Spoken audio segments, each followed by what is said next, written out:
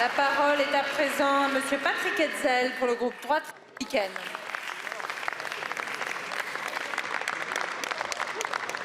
Merci beaucoup, Madame la Présidente. Ma question s'adresse à Monsieur le Premier ministre. L'Iran constitue une menace existentielle pour Israël. Rappelons que le régime iranien et son guide suprême ont fait de la destruction d'Israël un objectif maintes fois répété. Ali Khamenei a ainsi déclaré que l'éternel sujet de l'Iran doit être l'élimination d'Israël.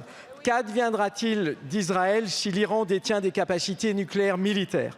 De toute évidence, le développement du programme nucléaire iranien constitue une menace pour la sécurité d'Israël, mais aussi pour le monde entier. Personne n'a intérêt à ce que la théocratie islamiste de Téhéran, soutien extrêmement actif de nombreux groupes terroristes, ait la capacité de produire et d'utiliser l'arme atomique. Comme viennent de le rappeler tous les chefs d'État du G7, la communauté internationale et la France doivent œuvrer à la désescalade dans la région, tout en apportant des garanties strictes quant à l'impossibilité pour l'Iran de se doter un jour de l'arme nucléaire. Par ailleurs, l'urgence est de protéger, de rapatrier nos ressortissants sur place, aussi bien en Iran qu'en Israël. Nous appelons également à la prise en compte de la situation des minorités chrétiennes d'Orient, victimes systématiques des guerres et des conflits dans cette région. Depuis des siècles, l'honneur de la France a été de venir en aide à ces minorités persécutées et souvent oubliées. Plus que jamais, c'est notre devoir. Quel horizon pour les Arméniens, dont les bourreaux, au premier rang desquels l'Azerbaïdjan, pourraient profiter de ce conflit et de la faiblesse de l'Iran? Ne laissons pas se reproduire ce qui s'est passé lorsque la Russie, enlisée en Ukraine, a abandonné à son sort l'Arménie, alors même qu'elle était la principale garantie de sa sécurité. Monsieur le Premier ministre, merci d'éclairer la représentation nationale sur vos intentions pour protéger nos ressortissants et faire en sorte que le droit international puisse prévaloir. Je vous remercie.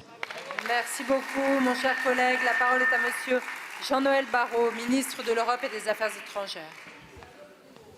Merci Madame la Présidente, Mesdames et Messieurs les députés, Monsieur le député Patrick Hetzel. Je vous remercie d'attirer l'attention de la représentation nationale et du gouvernement sur le sort des minorités, des communautés avec lesquelles nous avons une histoire commune et vis-à-vis desquelles nous avons une responsabilité particulière. Il en est ainsi des communautés chrétiennes partout dans le Moyen-Orient que nous soutenons traditionnellement, non pas pour des raisons religieuses, mais parce que nous considérons que la paix et la stabilité dans cette région passent par le respect du pluralisme. Et c'est pourquoi, lorsque la guerre s'est déchaînée au Liban, nous avons soutenu le réseau des écoles chrétiennes.